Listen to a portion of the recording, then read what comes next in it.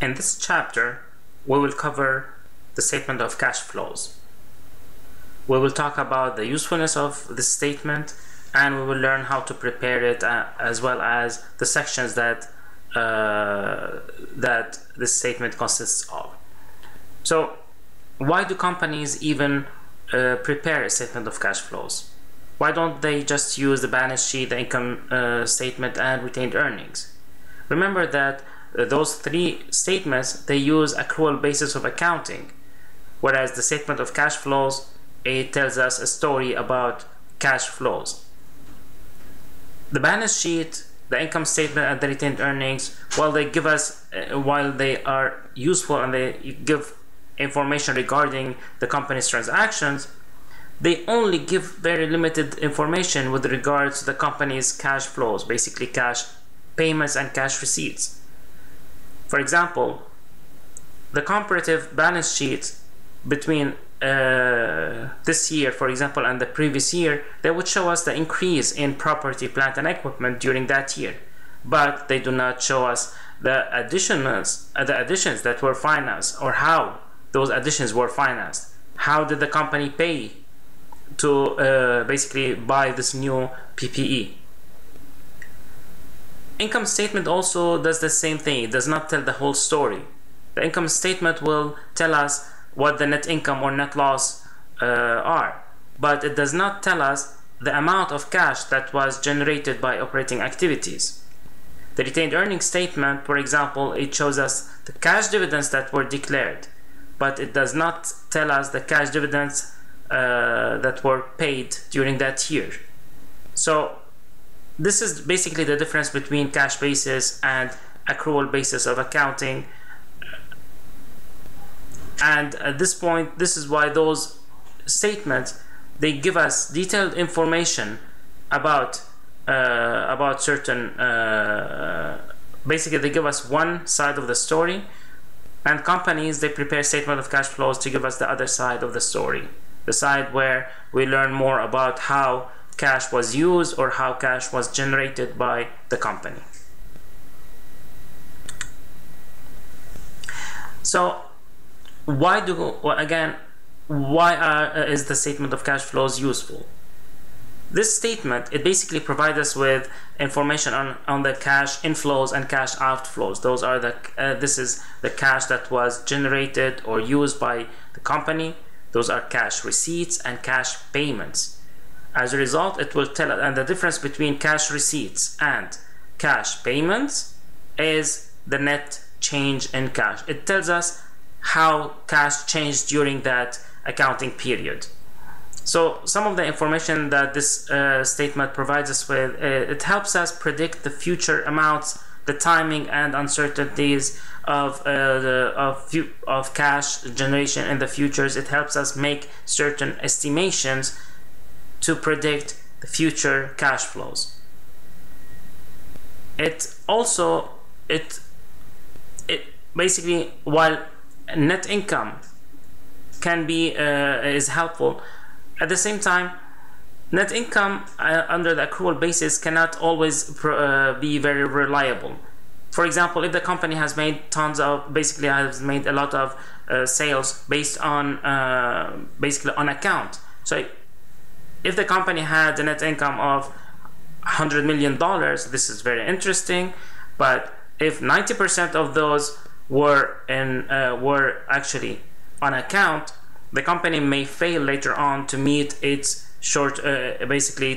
meet its obligations. They may not be able to pay their current liabilities, for example. They might not be able to pay short-term debts or their salaries or rent or something like that. So while net income might be high, the amount of cash that the company would require to pay this amount might not be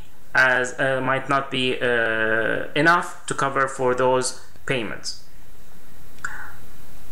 The statement of cash flows also tells us how whether the company will be able to pay their obligations, and it will tell us also about whether the company can pay dividends, etc. So by telling us this story, Statement of cash flows tells us also the difference between cash, basically net cash, and net income. So it tries to reconcile net income from accrual basis to net cash from this statement of cash flows.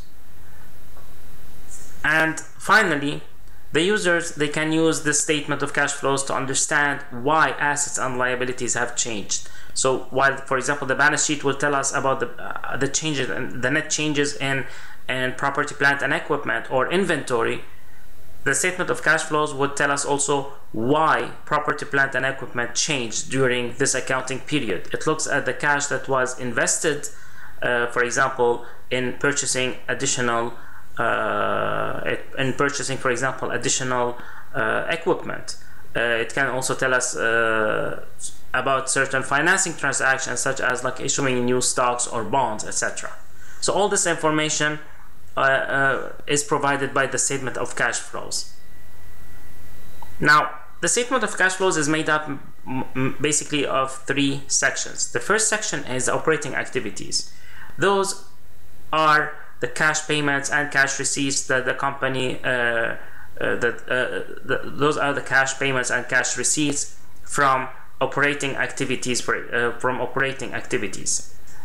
Basically, this is the cash flow from the transactions that would create either revenues or expenses, and this enters in the determination of net income. On the other hand, investing activities, those are when the company buys or sells PPE, when the company buys or sells investments in other companies. So the investing activities would include acquisition and disposing of stock investments, debt investments, PPE.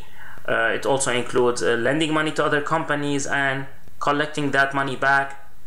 And finally, the financing activities. This is the third section.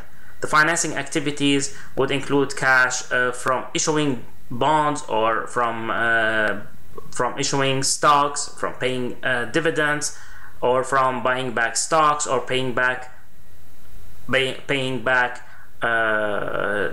bonds that they issued. Now, it is important to understand that when we talk about bonds, about the company's own bonds and own stocks, we're talking about financing activities. When we are talking about bonds and stocks of other companies, we are talking about investing activities. This slide here, it summarizes the cash flows from operating activities. So cash inflows are basically cash receipts from when the company makes a sale or provides a service, or when the company receives interest or dividend revenues. This is not when the company pays interest. This is not when the company is paying dividends. This is when the company receives dividend. So interest revenue and dividend revenue, basically. Cash outflows are when the company pays their suppliers for products that they purchase. So basically, when they pay, those are cash payments for inventory. Those are when they pay their employees for their work.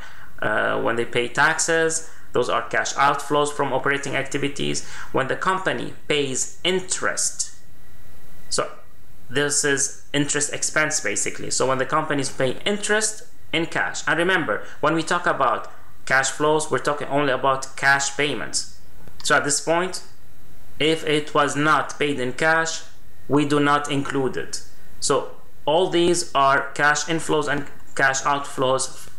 Basically, those are payments or receipts of cash for interest, for payment for inventory, from the sale of products, etc.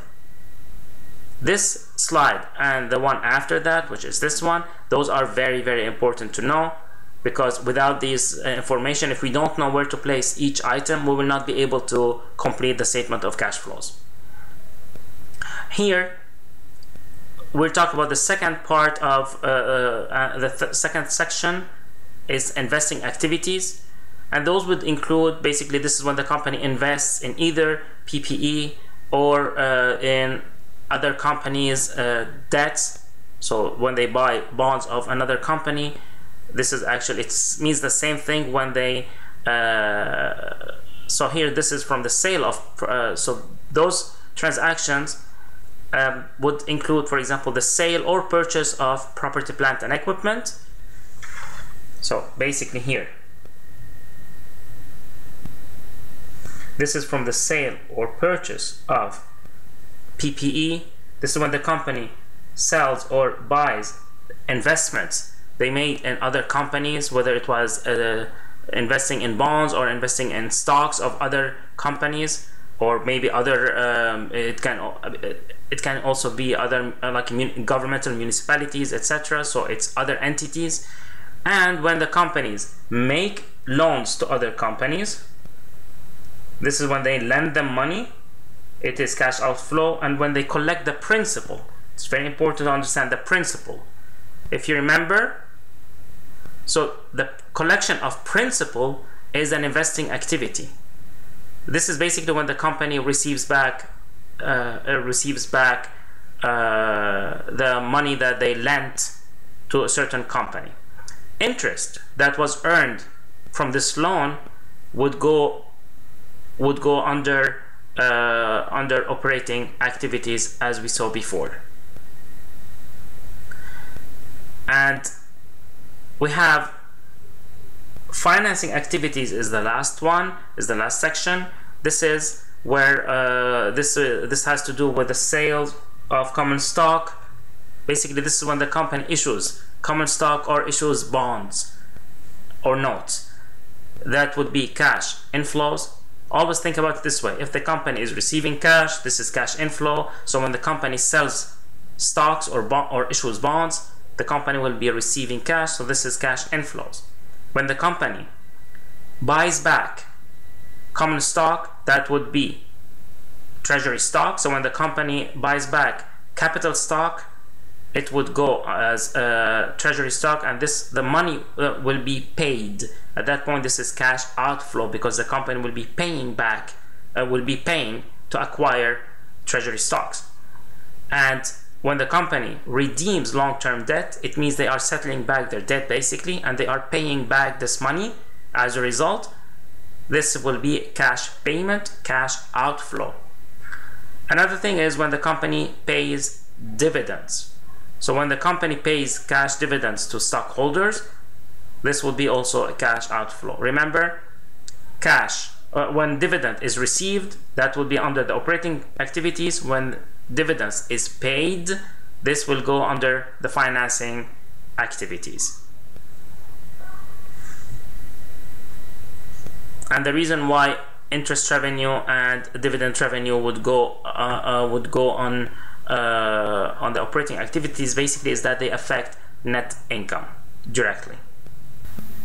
Now, in addition to the three sections, which are cash flows from operating activities, from investing activities, and from financing activities, the statement of cash flow should also include information with regards to transactions that are significant although non-cash. For example, when a company buys a land by issuing stocks, so direct issuance of common stock to purchase a certain asset, when the company basically either by issuing a stock or issuing bonds, when the company issues bonds that are convertible and the owner of the bonds decides to convert them to stocks, this also should be included in as a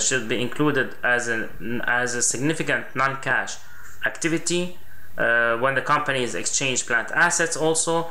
And the idea here is that while this transaction is not cash, it has a significant effect on the company's position. So this is why companies, the companies will not include it directly under one in the body of one of the three sections. Instead, the companies will add it at the end.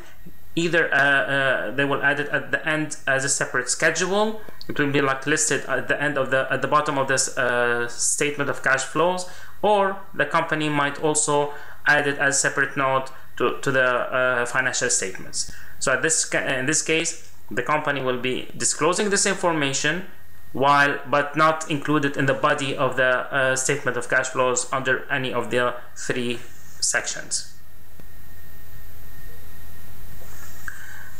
Now, the way the statement of cash flows is prepared, it's always in the following order. We always start with cash flows from operating activities, then we have cash flows from investing activities, and finally we have cash flows from financing activities. If the company adds a schedule for a significant non-cash transaction, it would be below the financing activities. It would be at the end. There are 2 ways of creating or of preparing the cash flows from operating activities. There is the direct method and the indirect method. Although I will cover both of them, only the indirect method will be included in the main focus will be on the indirect method. We will talk about that shortly. This is how the statement of cash flows would look like, and as you can see, we have the cash flows from operating activities, cash flows from investing activities, and finally cash flows from financing activities. And after that, we calculate the net increase or decrease in cash. This is net change in cash. It would be by combining the information from these 3 sections. And we will have a detailed example later on. At the end, we have non-cash but significant activities, which are listed under at the end after cash, after we calculate the cash or net change in cash and the ending balance in cash. So let's do this little exercise to see how regular transactions that we have been preparing journal entries for so far, how they would fit under each, or how we can classify them under each section. So the company issued 100,000 shares of $5 per share common stock for $800,000 in cash. So this the company issued stocks for cash. This is a financing activity. The company borrowed $200,000 by signing a 5-year note bearing 8% interest. Basically, the company is borrowing money. Again, this is a financing activity. The company is raising cash by borrowing the money using a 5-year note. Company purchased 2 semi-trailer truck for $170,000 in cash. This is an investing activity. Company paid employees $12,000 for salaries and wages. Again, this is basically the company is paying employees in cash. As a result, this is an operating activity. Company collected $20,000 cash for services provided. Those are also cash from operating activities. Now we get to preparing the statement of cash flows. In order to be able to prepare the statement of cash flows, the companies, they do not prepare it from the adjusted trial balances.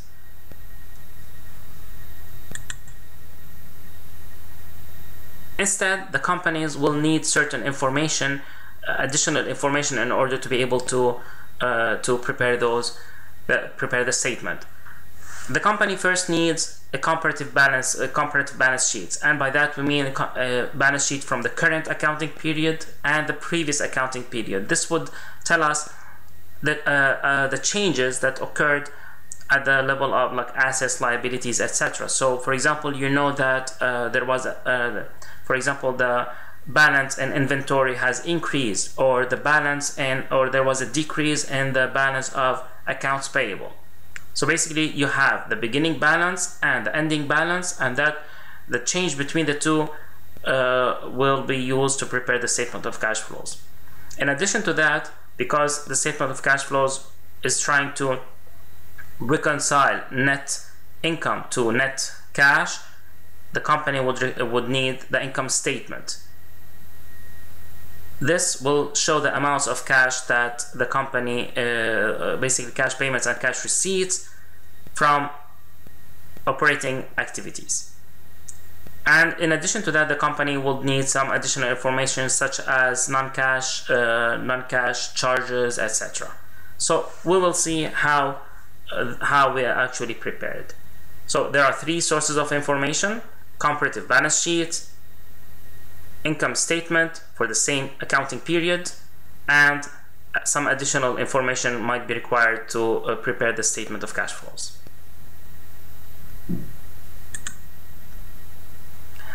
There are three major steps when we are preparing the statement of cash flows. The first one is when we try to see how much net cash, basically the change in the net change in cash due to the operating activities. So this, in this case here, what we do is we try to convert net income. So here we are converting net income from accrual basis basically to cash basis. What we're trying to do is to see, okay, so for example, we have those revenues. What part of those revenues were cash? We had, for example, certain expenses. Again, what are the part of those expenses that were paid in cash? So the first step is to look at the cash that is used or provided by, basically generated or used by operating activities. The second step is where we look at the changes in non-current assets and liabilities account, and we look at, for example, how for example the balance in PPE changed, to know, for example, to learn more about investing activities. The changes in for example common stock, to know how the company, if the company issued any additional stocks, etc. So the second step would be to prepare the investing and financing activities.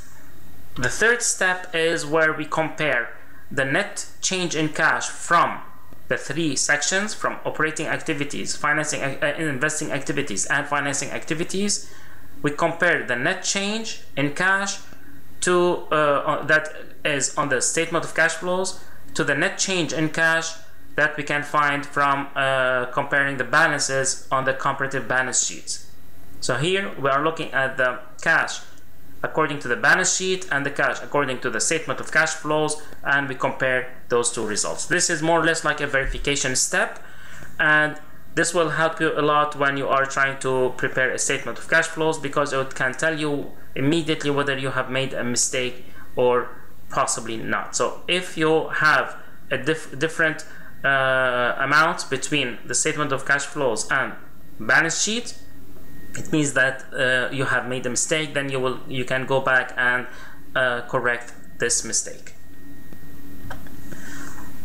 Like I mentioned before, there are basically two methods of preparing the statement of cash flows. There is the indirect cash flows, indirect method, and the direct method. 99% of the companies prefer the indirect method, although the FASB and academics in general, they prefer the direct method because it follows more the logic of cash inflows and cash outflows. However, the FASB, they allow companies to use either method, and the majority of the companies, they would follow the indirect method, and this is why we will focus on this method in this chapter, although we will go over the direct method slightly. Here, the companies, they prefer the indirect method for several reasons, because it is less costly, it's easier to prepare, and it actually focuses on the reconciliation of net income and net cash. So the indirect method, basically it adjusts net income for items that do not affect cash. This is, like we said, this is the one that is preferred by the majority of the companies, compared to the direct method, which shows operating cash, receipts, and cash payments. So in fact, the only section that is affected by which method is used is the cash flows from operating activities. However, the cash used by or provided by operating activities will be the amount, or the number that we will find out will be the same regardless of the method that we will use. So basically here it's like as if you're telling the same story in two different ways. It's like if you're think about multiplication and addition. If you have, for example, 3 times 4, you can have it as 4 plus 4 plus 4. You can have it as 3 plus 3 plus 3 plus 3, or 4 times 3 or 3 times 4. They all are equal at the end, but they will all be equal to 12. Here again, if we use the indirect method or the direct method, eventually the net change in cash will have to be the same.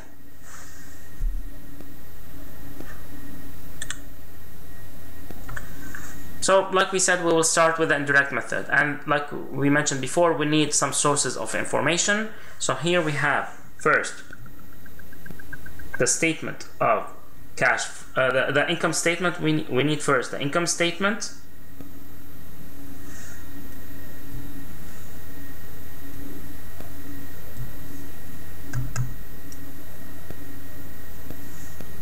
So we have the income statement. We need later on, we also need to have comparative balance sheets. This is again from 2014 and the year before. So here, as you can see, we have income statement we have the income statement for 2014. Basically, this is for the year ended December 31st, 2014. Then we have the balance sheets on December 31st, 2014 and 2013. This will give us the changes in the two between the two amounts. And the way I usually like to do it is I look at the difference first before I even start with preparing the statement of cash flow. The statement, I start preparing the change, or like the change in each of those items. So for example, I look at cash, I see that there is 22,000 increase. So here, so what I do here is I look at the change in each account, whether there was a decrease or increase, and by how much. We need those two pieces of information. When you look at inventory, you need to know whether there was an increase or decrease and by how much. So like we saw, we have the first source of information was the income statement. We have also the second one is comparative balance sheets, and we also need some additional information for 2014. That would include information such as depreciation expense. It could be for example, we have depreciation expense. It could be sale of equipment, purchase of equipment, issuance of stocks, etc. So all this information could be included as additional information that might be necessary to prepare the statement of cash flows. So the first step is to, as you remember, is to get the net cash, is to calculate the net cash used by or provided by operating activities. So here we're looking at the cash flows from operating activities. Under the indirect method, as you remember, we try to convert net income from an accrual basis to cash basis. Here we always start with the net income, and then we make certain adjustments to make this conversion. So to convert net income from accrual basis to cash basis, we need, for example, to add any expenses that had an effect on net income, although they were not in cash. For example, depreciation expense, amortization expense, etc. Those were expenses that are not actually cash expenses. The company did not make a payment when they recognized depreciation expense. However, the effect of that expense was negative on the net income. It had decreased net income. As a result, we have to add them back. In the same way, a loss that the company has recognized under other expenses and losses. The company had recognized a loss on the sale of, for example, of equipment, but the company did not actually pay cash when this loss happened. The effect of that loss was to decrease net income. So as a result, we have to basically add it back. The other, basically the opposite is correct with regards to gains. The company did not actually get cash for that gain, but the company recorded that cash. And we also, the last part is where the last category basically is where we look at the changes in non-cash current assets and current liabilities. So the change in non-cash current assets such as inventory and accounts receivable will have an effect. So for example, an increase in accounts receivable means that the company made more sales on account than they actually collected. So we will be doing that one by one.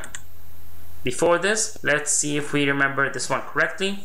Which is an example of cash flow from an operating activity? Is it payment of cash to lenders for interest, receipt of cash from the sale of capital stock, payment of cash dividends to the company's stockholders, or none of the above? The correct answer is A. And here, if you remember from those two slides where we had the list of activities that would go under operating activities and investing and financing activities, the payment in cash for interest, it will fall under operating activities.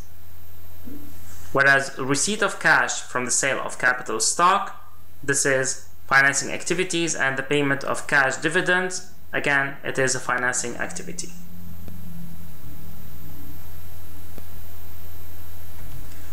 Like we mentioned, the first part is where we add back, so we start with the net income, then we start adding back non-cash expenses, such as depreciation, amortization, depletion, etc. And like we mentioned here, companies usually when they report depreciation expense, they usually start with those ones first. So you have depreciation expense, amortization expense, bad debt expense. Those are expenses that the company has recorded on their income statement. They have decreased net income, but they were not actually cash expenses. The company did not pay that cash in reality. As a result, we have to add them back. So here we start with net income. The first step is to start with net income.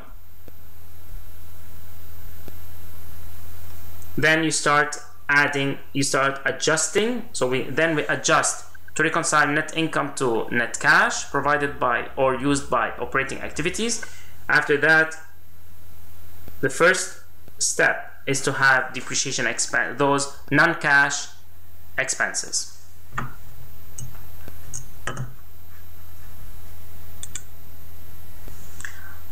The second category is where we have a loss on basically a gain or a loss on the disposal of plant assets. This is, for example, if the company has a loss, it means that the company has recorded more expenses than they actually paid. So a loss will have to be added back, whereas a gain, it means that the company has reported reported something that will not be that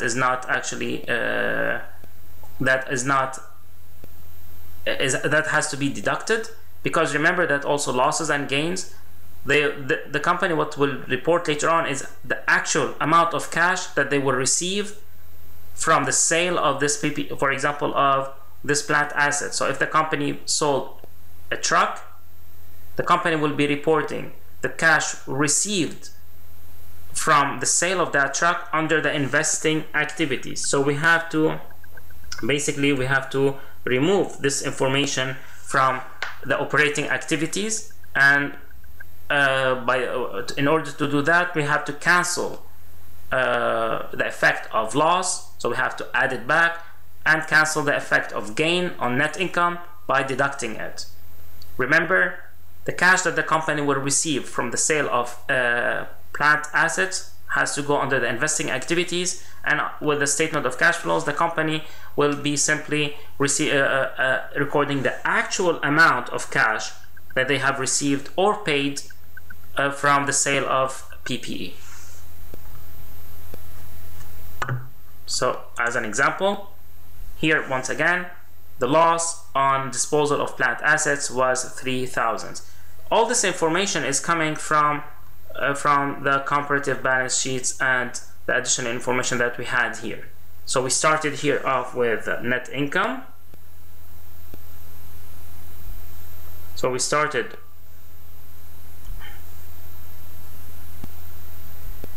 off with the net income. That was the first point. Then we used the additional information here, where we said that the company sold equipment with a book value of 7,000 for 4,000 cash. Remember that the difference between the book value and the proceeds from sale will be either loss or a gain. In this case, because the proceeds from the sale is lower than the book value, the company will report a loss of 3,000. So as a result, we will have to add this loss back.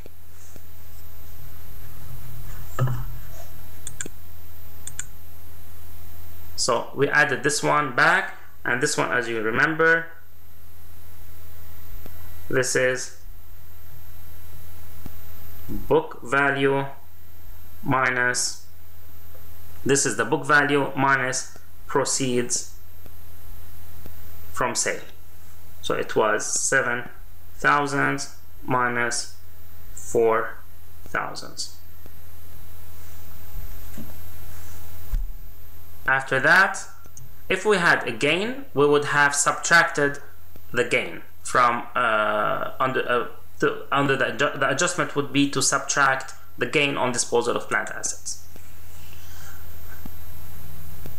After that, we start with the third category. So the first category was to add back non-cash expenses. The second one was to add back losses from disposal of plant assets and to deduct gains from disposal of plant assets. The third category is where we adjust for the changes in non-cash current assets and basically in non-cash current assets and current liabilities. Here, when we have, for example, let's start with accounts receivable. As you can remember, accrual basis of accounting dictates that revenues must be recognized when earned, and this was the revenues recognition principle. So revenues are recognized when they are earned, expenses are recognized when they are incurred, and those expenses would follow would match revenues. However, those revenues did not always mean that the company actually received the cash. If, for example, the company made a sale on account, under accrual basis of accounting, the company will have to recognize that sale, but the company will not receive cash at that point. This is why companies have to basically adjust for the change in the balance of accounts receivable. So let's start with a simple. Let's start with a simpler example. Okay.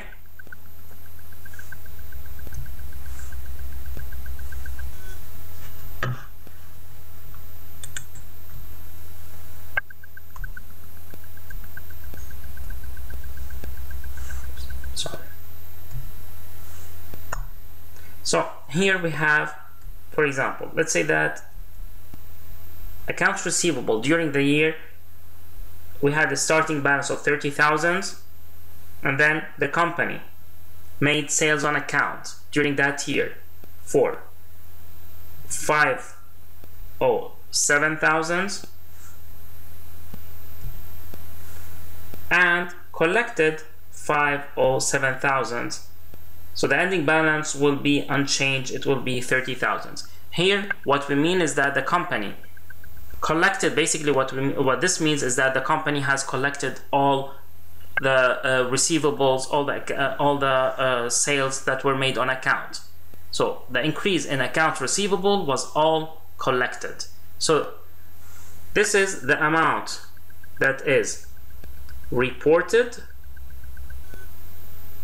or recognized under the accrual basis.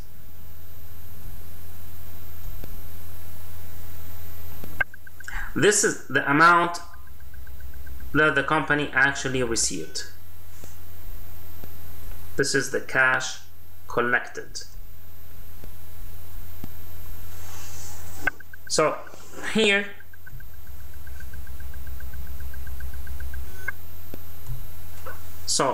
what we said here is that this amount here, the amount of cash that the company has collected is actually higher than the amount of revenues that the company has recognized under the accrual basis. So this extra 10,000, there's a difference of 10,000. Those are cash that the company has received, so the actual cash received was higher by 10,000. This has to be added to net income because it has increased the net cash from operating activities. As a result, when we have a decrease in the balance of accounts receivable, it means that the company collected all the accounts receivable from this year plus extra accounts receivable from the previous years. In this example specifically here, the company collected the 507,000 from accounts receivable from 2014 in addition to 10,000 from accounts receivable that were in 2013. This is why we have a decrease in the balance of accounts receivable. When we have a decrease in the balance of accounts receivable, it simply means that we have received more cash than we actually recorded or recognized as revenues, so we add them back. A decrease in accounts receivable is added. An increase in accounts receivable, on the other hand, it simply means that the company made certain sales that were never collected during 2014, and as far as cash is concerned, the company did not receive the cash, so the company did not, so it's as if this transaction did not happen. So let's say that in this case, if it, rather than 500, the company received, rather than 507 or 517, the company started with 30, made the sale of 507. The company, let's say that the company collected actually 500,000. In this case, the balance will be 37,000. This increase by 7,000, it simply means that the company made sale on account for 7,000 and never collected it during 2014. As a result, we have to decrease, we decrease this amount to basically to cancel the effect of the revenue that was recognized, although because it was on account and not in cash. So this will decrease the net cash. As a result, a decrease in accounts receivable is added, like here we have here. Another non-cash current asset account is inventory, and here we have to take into consideration the change in the balance of inventory. So like we did with accounts receivable, let's start with a simplified example. Here, let's say that inventory originally was 10,000. The company purchased inventory for the value of 155,000. So this is 155,000, and they actually recognize the sale of 155,000. As a result, the balance will remain 10,000. What we said here was that all the whatever the company purchased, company actually sold them. Remember that the cost of goods sold follows the revenues. So basically, here this is purchases. What we mean by that, this is the cost of purchases. So the cost of purchase, remember that inventory is an asset and it is reported at cost. So the cost of purchases, in this example here, the cost of purchases is equal to the cost of goods sold. In other words, here the cash that the company paid for the purchases or for the change in inventory, basically for the purchases of inventory, is equal to the cost that the company recognized as an expense from the sale of products. Cost of goods sold, remember that it is based on it follows the revenues, and the company would only recognize as cost of goods sold the amounts that were actually sold. If, like in this example here, purchases are 155,000 compared to cost of goods sold of 150,000, it means that the company actually paid 150,000. So this is the actual amount paid. This is what the company paid. The company paid 155,000 to buy inventory, but the company only recognized sales of 150,000. So this is the reported one. This is the expense that the company reported on the income statement. So this difference here, we have an increase in the balance. So we have an increase by 5,000. This increase in the balance of inventory has to be deducted, because what we're saying here is that the company actually paid more. So the company paid more than what they reported. Company reported 150,000 as cost of goods sold, but the company actually paid 155,000. So the company paid 5,000 more than it actually reported. As a result, the cash paid was cash paid was higher than reported expenses, and so which is to mean that the real expenses are more under a cash basis. So we need to deduct that from net income. This extra 5,000 has decreased cash. So this increase by 5,000, it has actually decreased net cash. So it has decreased cash by 5,000. As a result, an increase in inventory has to be deducted, like in this example here. Prepaid expenses, same thing, as it has the same effect as non-current inventory and other non-cash current assets. For example, here again, let's look at the simplified example. Prepaid expenses. Here what we're saying is that if the balance in prepaid expenses has increased, it simply means that the company, let's say for example prepaid insurance expense, it simply means that the company has bought a new insurance policy. Under the cash basis, the company will recognize it. All this is a cash for expenses. So it means that the cash that was paid will be higher than the cash that the company actually reported. Under accrual basis, we would report insurance policy as they are incurred, basically after every month, or etc.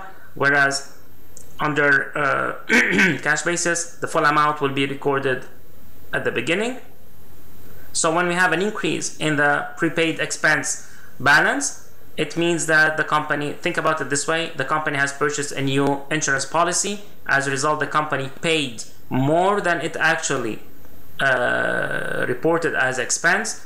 As a result, this increase in prepaid expense will have to be deducted from net income because it will decrease cash, so it has to be deducted from net income. And if it was the other way around, if the prepaid expenses have decreased, it means that the company recognized an expense although it did not pay for it. As a result, this change in balance will be, at that point it will be added.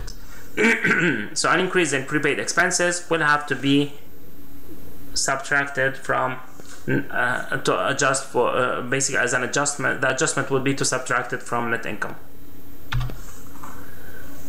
Here we get to non-cash current liability accounts. When we have an increase in accounts payable, it simply means that part of the expenses that the company had recognized were not actually paid. So the company did not actually pay all those in cash. So an increase in accounts payable. Let's say that the company, for example, bought inventory on account. As far as cash is concerned, the company did not pay for it. The company received the service on account. The company did not pay for that amount, and because it did not pay for it, this increase in accounts payable, we have to basically we have to add it back to net income. According to the accrual basis, the company has recognized that expense even if it did not pay for it in cash. So whether it was paid in cash or it was on account, it doesn't matter. Under accrual basis, the company would recognize the expense. But under cash basis, if the company did not pay in cash, it will not record it. So when we recognize an additional an increase in accounts payable, it simply means that the company has recorded more expenses than they have actually done. As a result, they need to add it back. So an increase in accounts payable will have to be added back to net income. We need to increase net income. And the other thing is correct. So the opposite is also true, in that if the balance in accounts payable decreases, it simply means that the company has paid part of their previous debt. So again, let's just look at a quick example here. Accounts payable, let's say that the balance originally was $10,000. So it was 10,000. The company during the year, they basically purchased inventory for 100,000, and then they paid them later on. As a result, the balance would still be the same. But let's say that instead of doing that, the company had accounts payable for 10,000. The company purchased product for 110,000 but only paid 100. There will be an increase by 20,000. What does this mean? That means that the company had recognized 110,000 but only paid in cash 100,000. So this extra 10,000, the difference of 10,000, it simply means that the company will have to add it to accounts payable. Now, if on the other hand the company, the balance and the balance has decreased, so for example, the company bought products for 110,000 and paid, or basically paid 115,000, it means that the company here, what they did, they paid all the products that they bought this year, and the company also paid for some of the older debt, basically the accounts payable from the previous year. So a decrease in accounts payable, it means that the company has paid more than they actually have recognized. So in this case, at that point, the company will have to subtract this decrease in accounts payable from net income. The same thing also applies to income tax payable. If the balance decreases, it means that the company has paid all the income tax for the current year. In addition, if the balance has decreased, it means that the company paid all the balance from this year, in addition to some income tax payable from the previous year. If income tax payable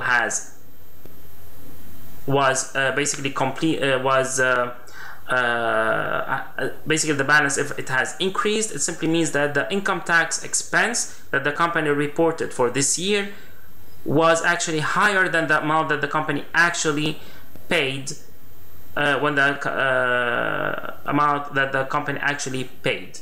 So here, because the balance has decreased, it means that the income tax expense was lower than the amount that it was less than the amount that the company actually paid during that year, because in that case the company would have paid from 2014, basically for 2014 and the previous year as well.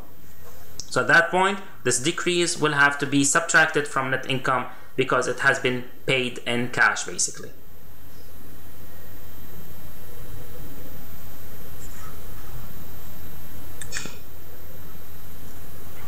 Now, so this is where we have, for example, an increase in accounts payable will be added back, a decrease in income tax payable will be subtracted.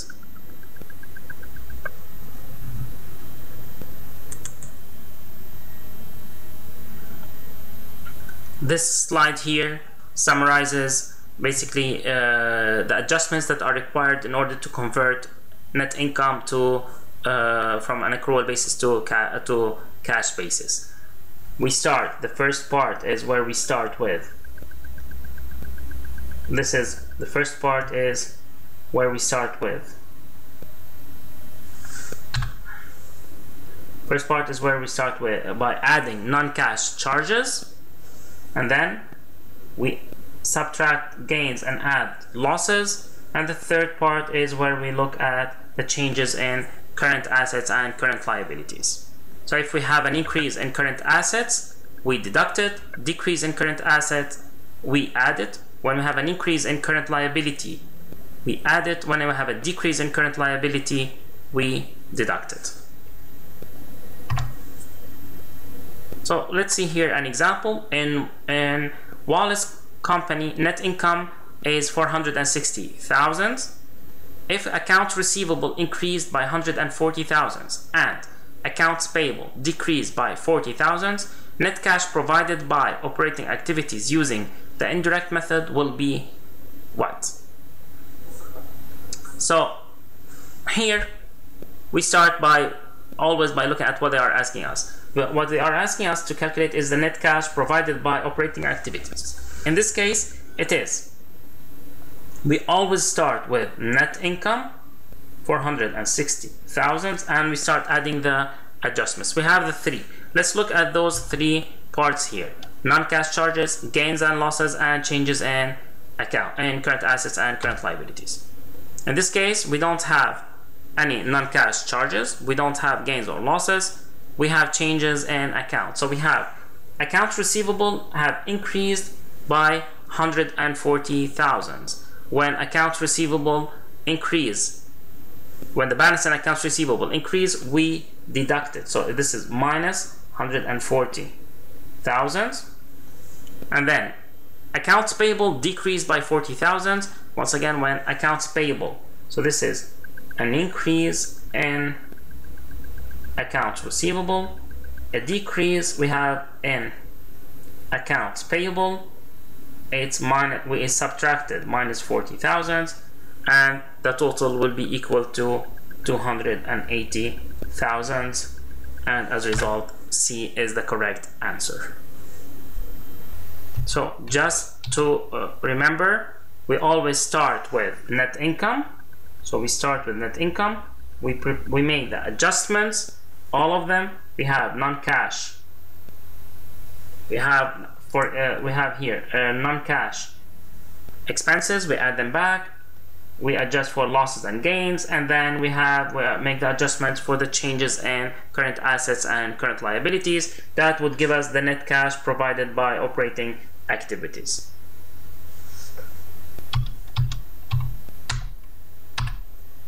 So let's see here an example of how to solve a very small section, basically a very small statement of cash flows. This is the operating activities of that one. Here, Bracewell Company reported net income of $195,000 for 2014. Bracewell also reported depreciation expense of $40,000 and a loss of $5,000 on disposal of plant assets. The comparative balance sheet shows the following balances. Now, like we did before, my advice is that you always start by looking at the change in each account. So in this case, we have an increase in accounts receivable by $15,000. Prepaid expenses are that we had a decrease by $4,000. Accounts payable, we have an increase by $17,000. We always start with net income. So net income here is $195,000. Then the first one is to add if we have any non-cash expenses. Here we have depreciation expense of $40,000. So we have here depreciation expense is $40,000. We add it back. A loss of $5,000. So we have a loss on disposal of PPE, of plants assets. This one is for $5,000. We add it back. And next we start looking at the accounts and their changes to the account. So we have an increase in accounts receivable. When we have an increase in accounts receivable, we deduct it. We have a decrease in prepaid expenses. We add it. So we add this one.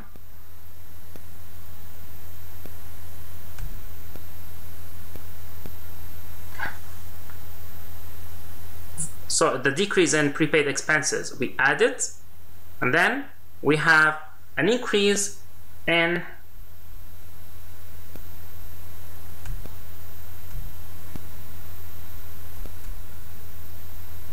accounts payable. So the increase in accounts payable, we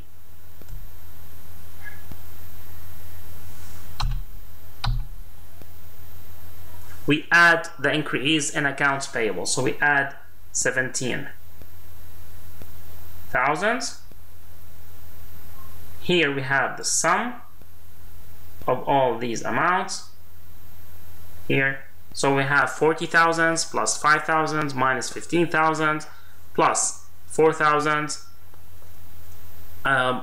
plus $17,000. The total will be $51,000. As a result, net cash provided by operating activities will be equal to 195 plus 51,000. That will be 246,000. And because the number is positive, here we have cash provided by operating activities. If this amount here was negative, we would have here cash used by operating activities.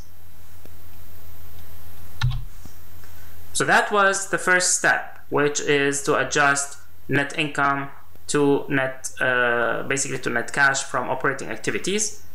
We did the cash from operating activities. Now we need to look at the investing and financing activities. So the first one here is the company purchased land of $110,000 by issuing long-term bonds. So this is a non-cash transaction. The company did not pay for the land in cash. They paid for it by issuing bonds. As a result, the company will not add it directly under the investing and financing activities, but because it is significant and it is important, the company will add it at the end here. If you remember, we said that it would be listed at the bottom of the statement of cash flows. Next, we look at we start looking at additional information to see if we had any purchases of or sales of land, equipment, etc. So according to the additional information, the company acquired an office building for $120,000 in cash. This is a cash transaction. First, you need to know whether it is cash or not. You need to know whether it should go under investing activities or financing activities, and then we need to know whether this is a cash outflow or cash inflow.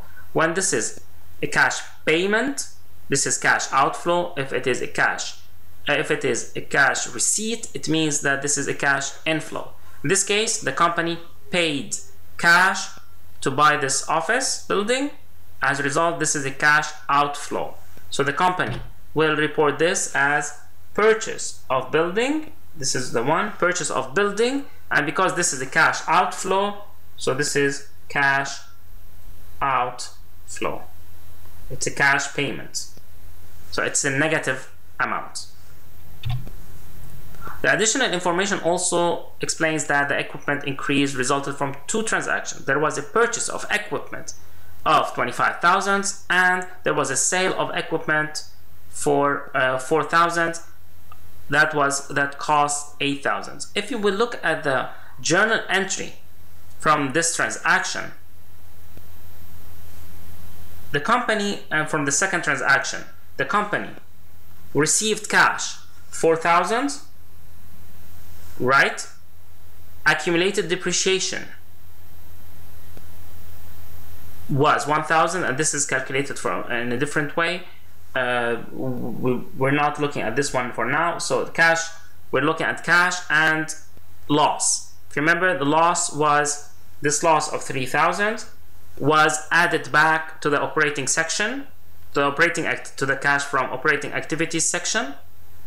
Here, what we need to look at is this change in the value. Although this was $8,000, we actually look at cash. The cash that the company actually received is $4,000. This is what you call also the proceeds from the sale of PPE. This is also the cash received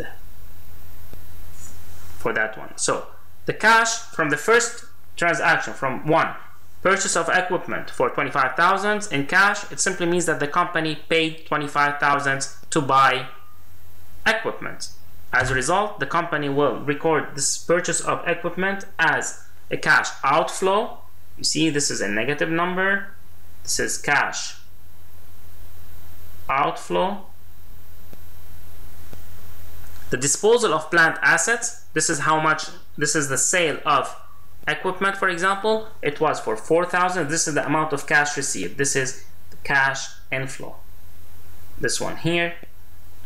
And as you remember, this is where we included it originally when we accounted for that, when we added back the losses on disposal of plant assets. This is where the $3,000 difference came in.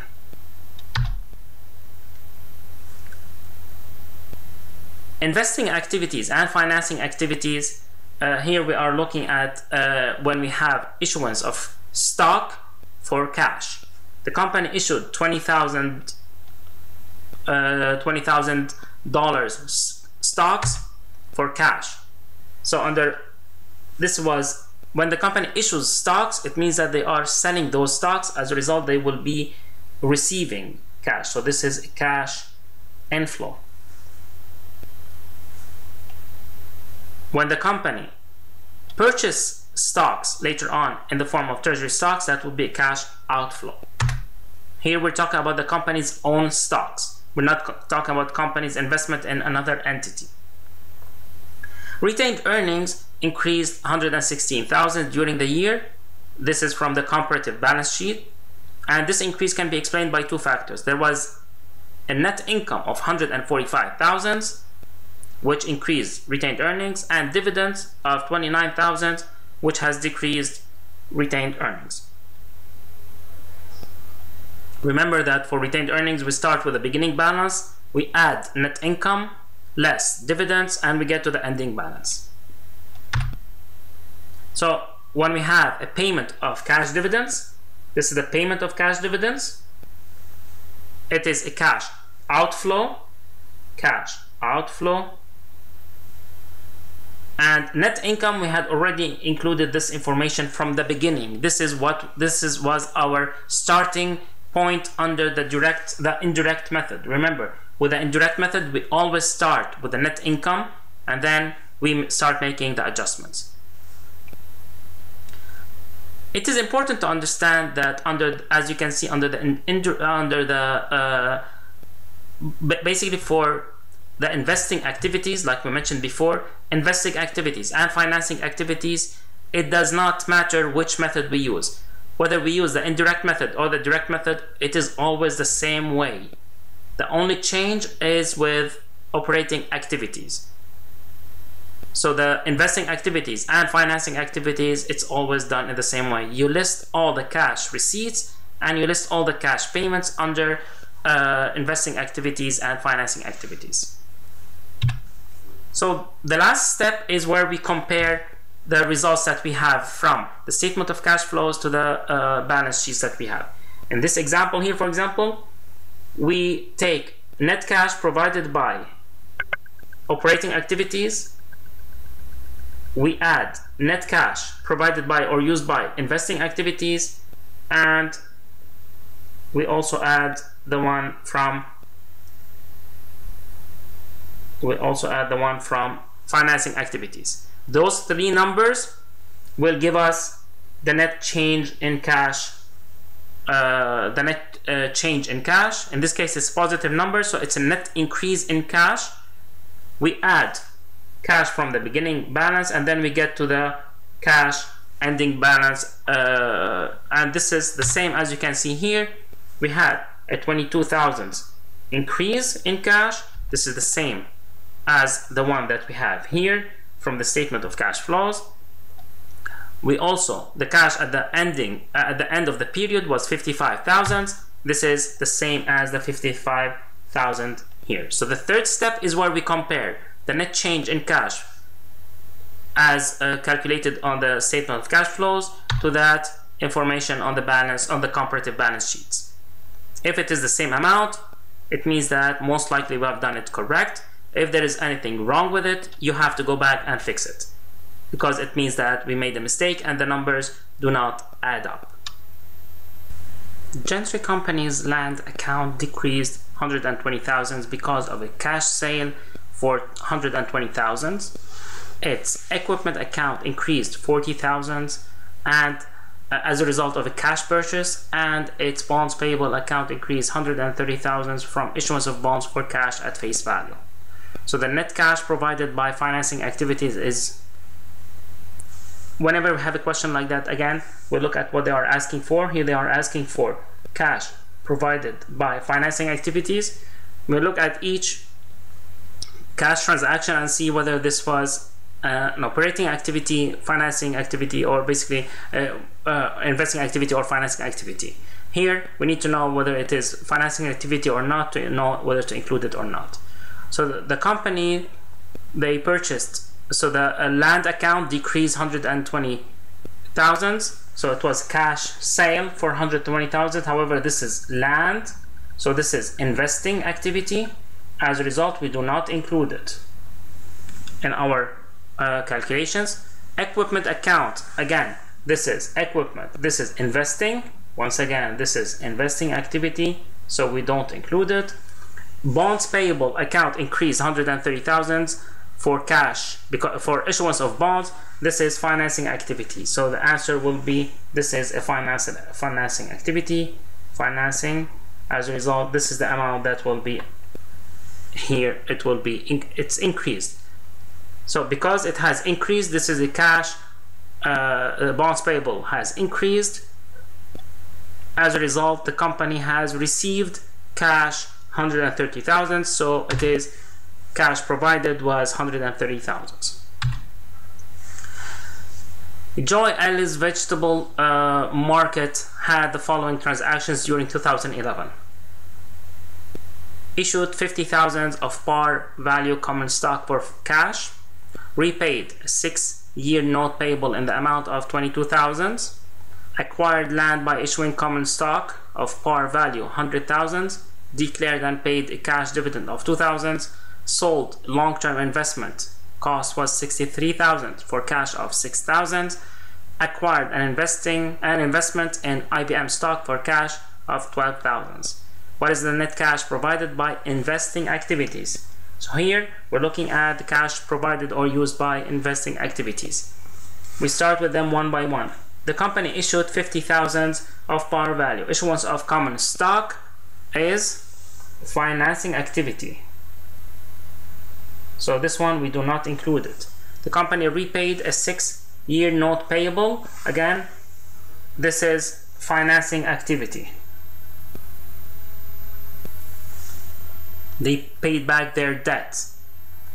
Company acquired land by issuing common stock. This was a significant non-cash transaction. Declared, so this one is not included. This was a non-cash. Declared and paid a cash dividend. Payment of cash dividend is a financing activity.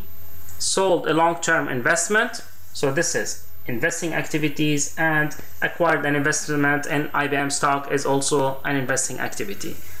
So for the sold a long-term investment for cash of 6,000, so we had an inflow of 6,000, so it's plus 6,000, and they purchased an IBM stock for cash of 12,000.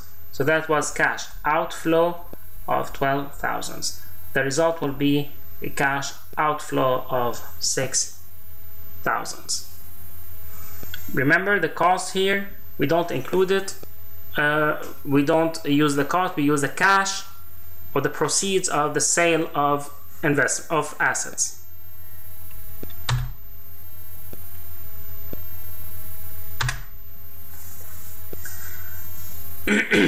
So Miller Company purchased treasury stock with a cost of 15,000 during 2011.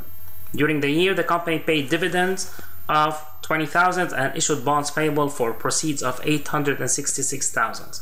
Cash flows from financing activities. So cash flows from financing activities. The company purchased treasury stock. This is a financing activity. The company is buying back their own stocks.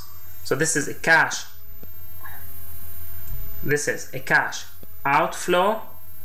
It's a cash outflow of 15,000. So it's minus 15,000. And then we have the company paid dividends of 20,000.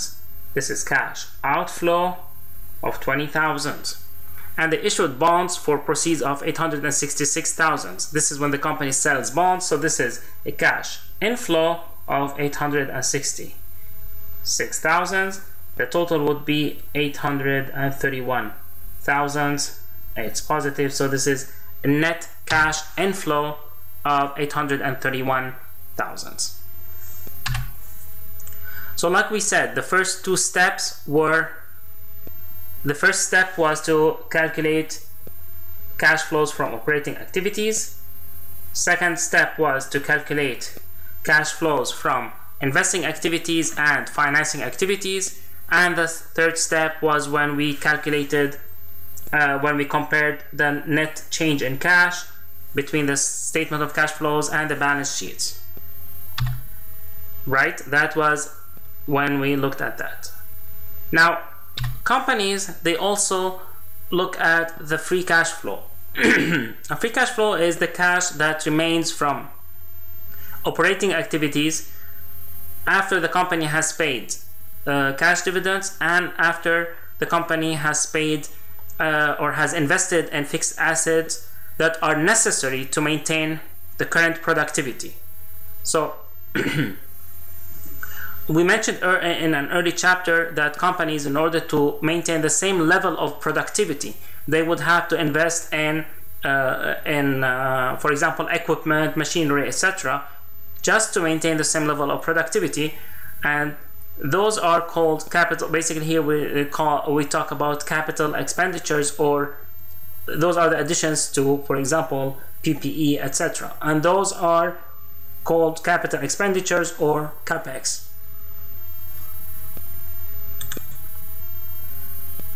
So free cash flow is equal to cash provided by operating activities minus capital expenditures minus cash dividends. So from the previous example, let's look at an example here. We have here, this is a summary of the operating activities section. So the cash provided by operating activities is $19,037. Then we have to subtract additions to property and equipment. So basically this is CapEx. So it's cash provided by operating activities minus expenditures on property, plant and equipment. This is CapEx, or capital expenditures, minus dividends paid, and that would be equal to the free cash flow. So in this case, this is 19,000 minus additions to property and equipment minus dividends that was paid.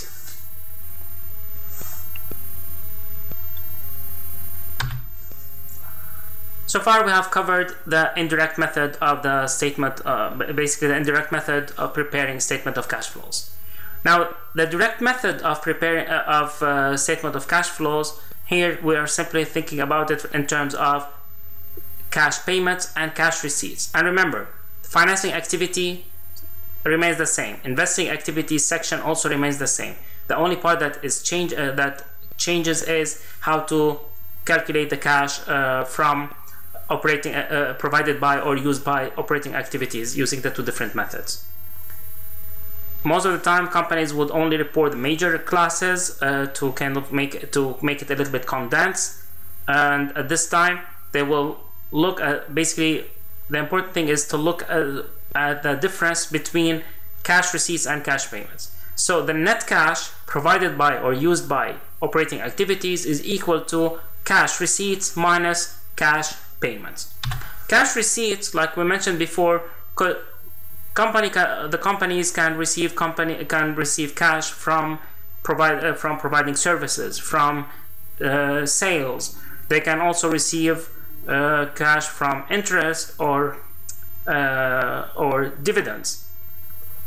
So all these would bring in cash receipts. So cash receipts minus cash payments would give us net cash from operating activities.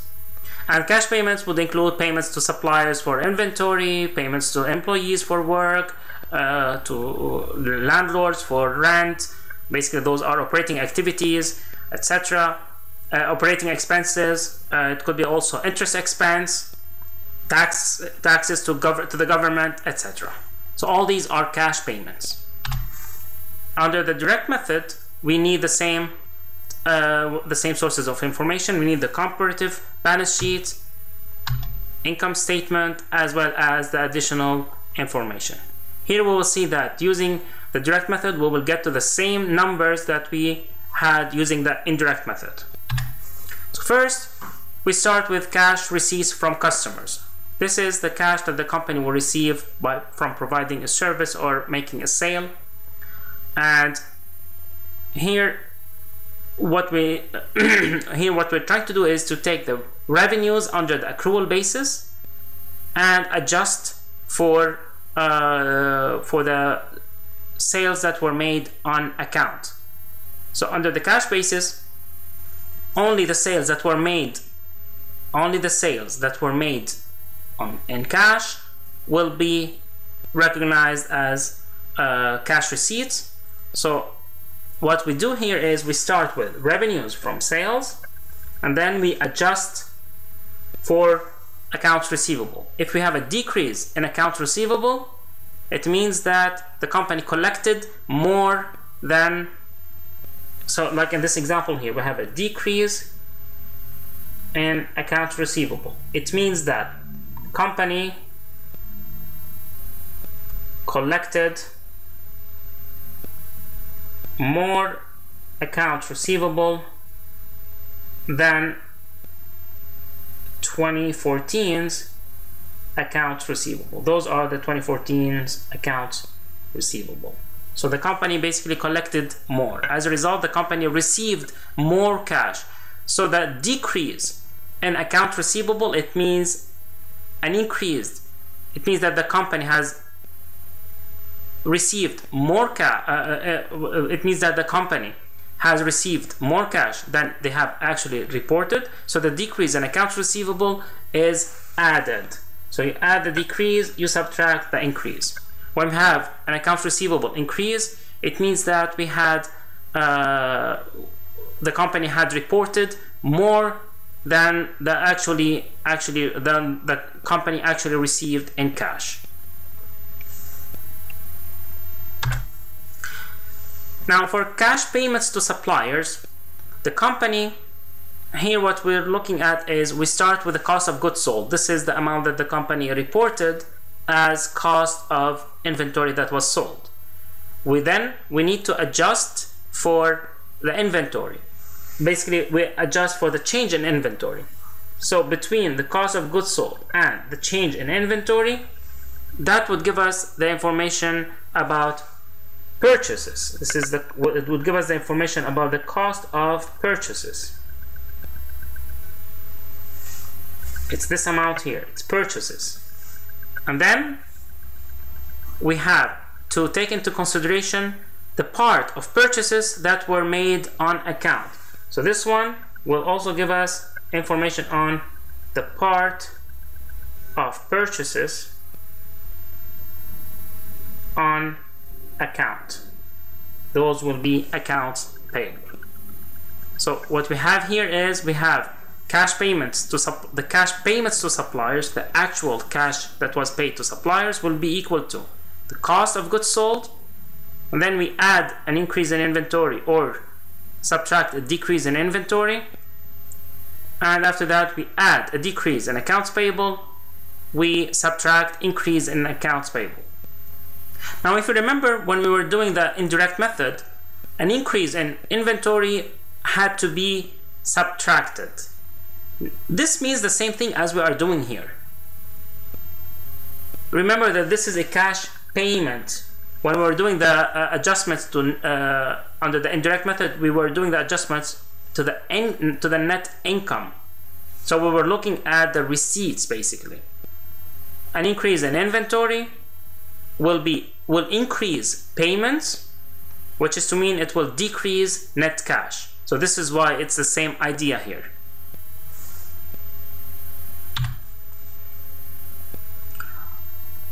Cash payments for operating activities, again, we start with operating expenses. This is from the income statement. We have operating expenses, but then we need to take into consideration accruals and deferrals. So prepaid expenses, those are the deferrals. Those are accruals. Deferrals and accruals are under the accrual basis.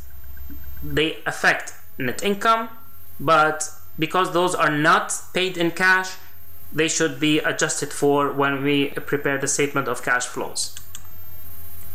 So we start with operating expenses, then we look at the change in prepaid expense. So if prepaid expenses have increased during the year, cash paid for operating expenses is actually higher than the operating expenses that were reported on the income statement.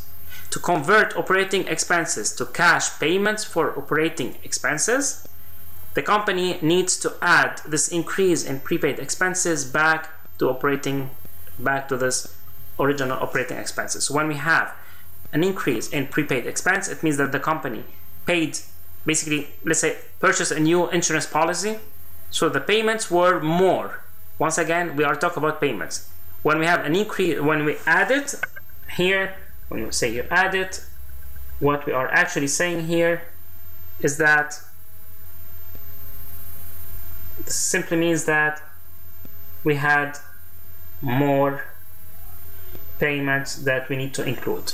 So we add those increased payments, we subtract decrease in prepaid expenses, in the same way, this is the opposite of that one.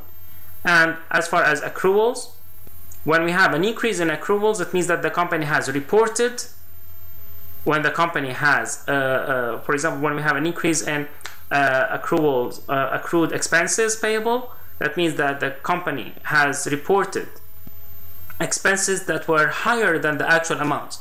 So accrued expenses, the company will recognize them as under accrual basis of accounting, but they would not have been paid in cash, so we need to subtract them from operating expenses. We need to say, basically what we're saying is that those accrued expenses that we reported under the accrual basis, they were not actually paid in cash, so we need to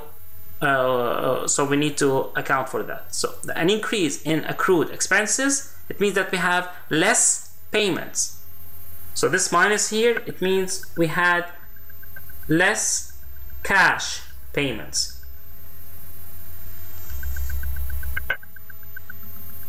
This is what we mean, that the less cash payments than actual reported expenses under accrual basis. Same thing, basically same idea with income taxes. When we need to adjust for income tax expense, so if we have an increase in income taxes payable, it means that the company did not pay part of the income tax from this year. We have more income taxes payable than income taxes expense. Here what we're looking at is the difference between income tax expense, this is the amount that was reported, and income taxes that were actually paid in cash. This is the difference is can be adjusted by looking at the change in income taxes payable. So when we have an increase in the balance of income taxes payable, we are saying that we have less payment, we paid less than we actually reported, so we deducted from the payments, from cash payments. Remember, again, we're still talking about cash payments. And when we have a decrease in income taxes payable, it means that the company paid actually all the income taxes for this year, in addition to some income taxes payable from the previous year. So the cash payments for income tax are higher than income tax expense itself. So at that point, we need to add the decrease in income taxes payable. Under the direct method, this is how the cash flows from operating activities look like.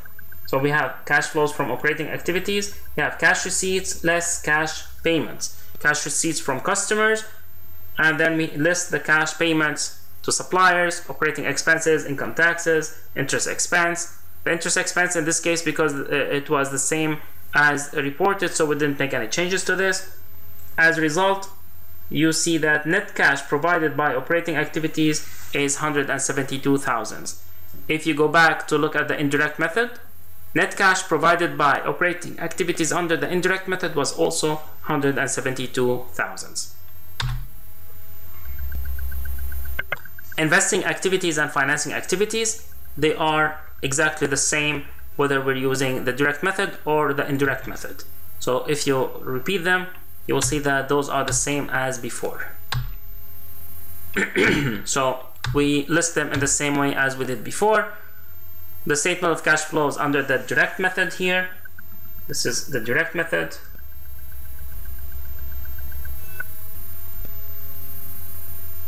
Under the direct method, we have cash receipts from, we use cash receipts minus cash payments from operating activities. So then we have net cash provided by operating activities is 172,000.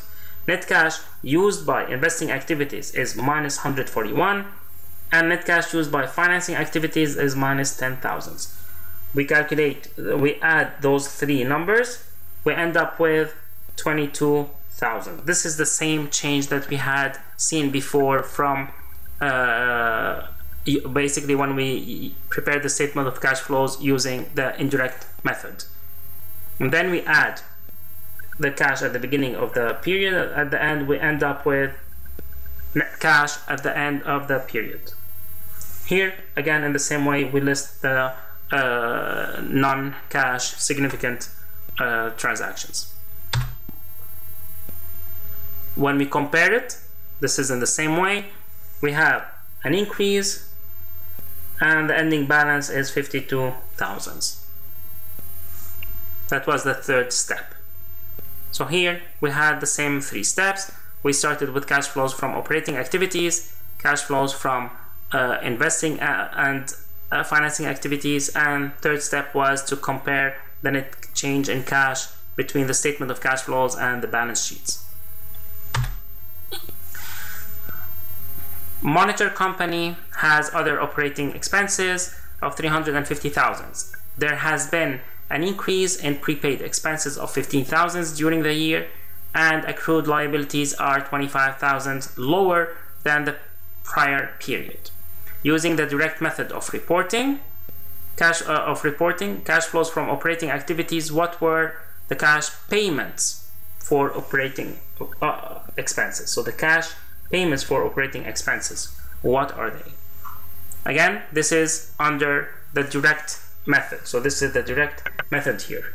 And here we can look at the numbers that we have. Operating expenses, remember that cash payments for operating expenses is equal to, so cash payments for operating expenses is equal to operating expenses, and then we have to adjust for prepaid plus adjustments for prepaid expenses plus the adjustments for accrued expenses.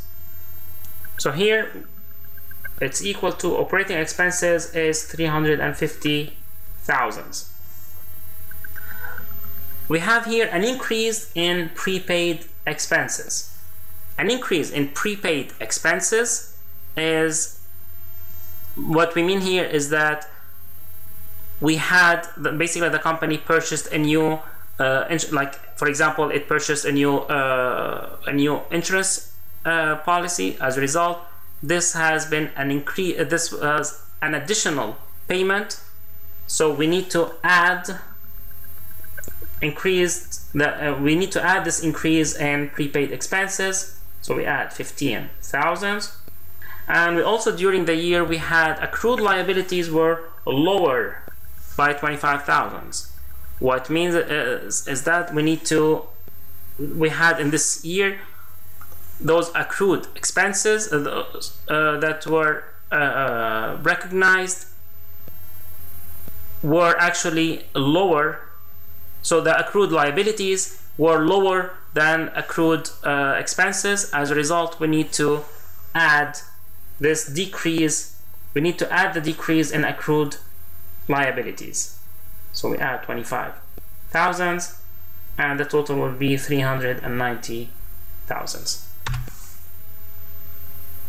With this, we have concluded this chapter and this semester. Good luck with your exam, and